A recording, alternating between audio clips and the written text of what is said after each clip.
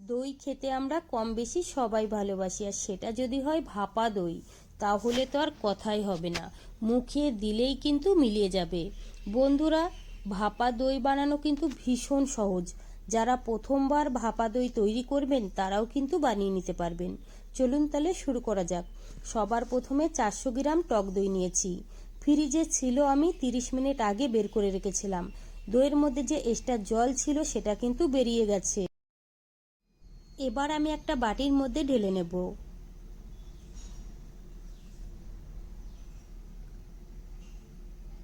4 থেকে 5 মিনিট সময় ধরে খুব ভালো করে ফেটিয়ে নিতে হবে। এখানে আমি নিয়েছি রেডিমেড কনডেন্স মিল্ক, তোমরা চাইলে কিন্তু বাড়িতেও বানিয়ে নিতে পারো। পুরোটাই কিন্তু এখানে আমি দিয়ে দেব। এবার আমি ভালো করে মিশিয়ে নেব। 2 মিনিট সময় ধরে খুব ভালো করে মিশিয়ে নিয়েছি।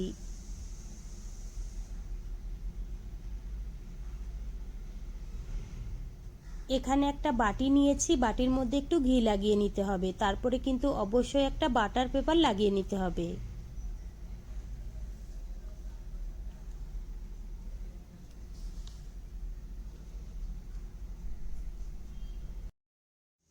বাটার পেপারটাও আমি খুব ভালো করে লাগিয়ে নিলাম।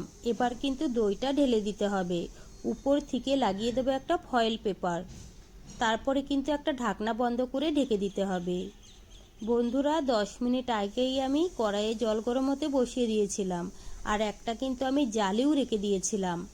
এবার আমি 30 মিনিটের জন্য ঢেকে রাখবো। 30 মিনিটেই কিন্তু ভাপা দইটা একদম রেডি হয়ে যাবে। আমার কিন্তু 30 মিনিট সময় লেগেছিল। 30 মিনিট হয়ে গেছে।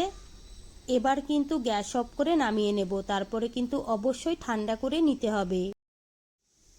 ভাপা দইটা আমি ঠান্ডা করে নিয়েছিলাম, তারপরে কিন্তু 2 ঘন্টার জন্য আমি ফ্রিজে রেখে দিয়েছিলাম। এবার আপনাদের দেখিয়ে দেব ভাপা দইটা কেমন হয়েছে। দেখুন বন্ধুরা, ভাপা দইটা কিন্তু খুবই সুন্দর হয়েছে। দইয়ের মধ্যে কিন্তু একটুও জল নেই, আপনারা কিন্তু দেখেই বুঝতে পাচ্ছেন। এবার একটা প্লেটের মধ্যে নিয়ে নেব। প্রথমে কিন্তু একটা চাকু দিয়ে এইভাবে একটু ছাড়িয়ে নিতে হবে। এবার কিন্তু বাটার পেপারটাও আমি তুলে নেব। দেখুন বন্ধুরা, ভাপা দইটা কতটা সুন্দর হয়েছে, আপনারা কিন্তু দেখেই বুঝতে পাচ্ছেন। আর খেতেও কিন্তু ভীষণ ভীষণ ভালো হয়েছিল। বন্ধুরা, আমি যেভাবে ভাপা দইটা তৈরি করেছি, আপনারাও যদি এইভাবে তৈরি করেন তাহলে কিন্তু ভাপা দইটা খেতে ভীষণ ভালো লাগবে, মুখে দিলেই কিন্তু মিলিয়ে যাবে। তো বন্ধুরা, আমার রেসিপি কেমন লেগেছে কমেন্ট করে জানাবেন। ভালো লাগলে প্লিজ আমাকে সাপোর্ট করবেন। বাড়িতে বানালে কমেন্টে জানাতে ভুলবেন না খেয়ে আপনাদের কেমন লেগেছে।